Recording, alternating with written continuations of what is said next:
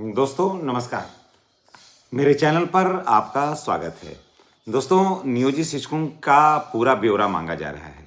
जी हाँ, सभी जिलों में जो 2006 तक जितने भी शिक्षक बहाल हुए हैं उनका ब्यौरा अभी मांगा जा रहा है। देखिए, 3 चरण में ब्यौरा मांगा जाएगा नियोजित शिक्षकों का। पहले जिनके पास टेट नहीं है, पहले उनका सारा का ब्यौरा मांगा जाएगा। उसके बाद फिर बिना टेट वाले का अलग रहेगा और टेट वाले का अलग रहेगा। तो अभी जो ब्यौरा मांगा जा रहा है उसमें बिना टेट वाले का है, तो टेट वाले को बाद में मांगा जाएगा। तो जो 2006 के आसपास जिनकी बहाली हुई है, उसके बाद फिर 2010 वाले का, वहाँ पर भी टेट की ज़रूरत नहीं थी।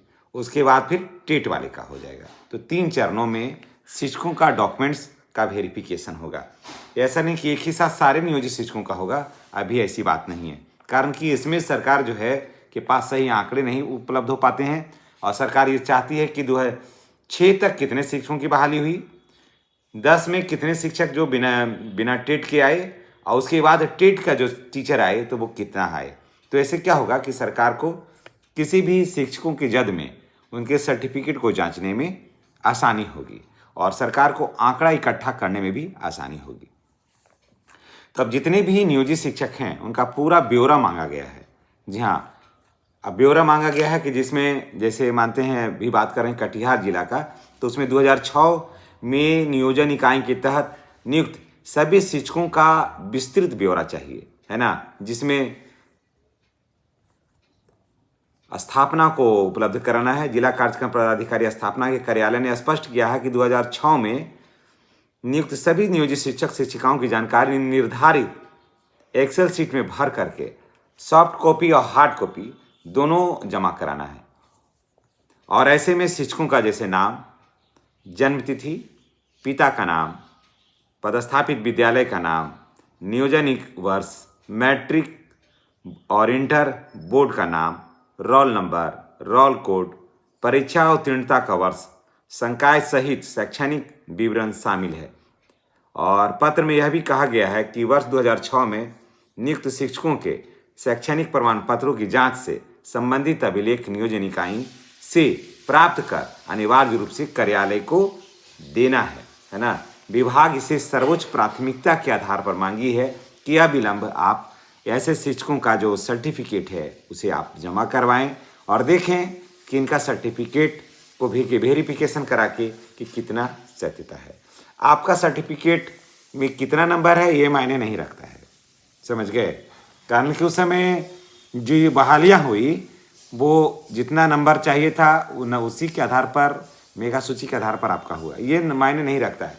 मायने ये रखता है कि जैसे रोल कोड और रोल नंबर डालने पर आपका नाम, आपका पिता का नाम, आपका डेट ऑफ बर्थ और आपने जो ब्यौरा दिया है वो मैच करता है या नहीं करता है।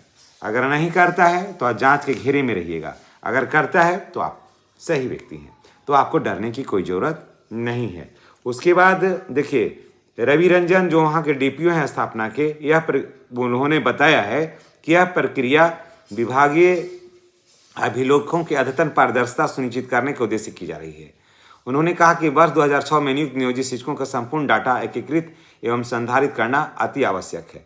सभी प्रखंड शिक्षा पदाधिकारी को निर्देश दिया गया है कि वे निर्धारित प्रारूप में सटीक प्रमाण पत्र उपलब्ध करवाया जाए और ताकि आगे की कार्रवाई सुनिश्चित किया जाए और ये विभाग को ये पता चले कि यहाँ तक कितने शिक्षकों का प्रमाण पत्र जो है वो सही है।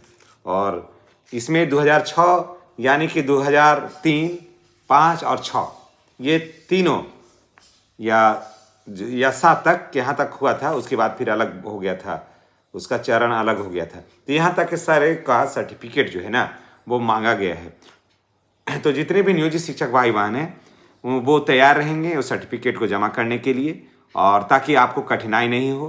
कारण कि देखिए, अभी तक ऐसा नहीं है कि ये पहली बार मांगा जा रहा है, इसके पहले भी 4 बार हम लोग सर्टिफिकेट को दे चुके हैं। तो सर्टिफिकेट को जब 4 बार हम लोग दे चुके हैं तो फिर एक बार और जमा करना है। दरअसल क्या है कि सरकार के पास या सिस्टम के पास जो हम लोग कागज़ देते हैं उसका संधारण बेहतर तरीके से हो नहीं पाता है, नहीं हो पाने की वजह से हम लोगों से बार बार सर्टिफिकेट मांगा जाता है।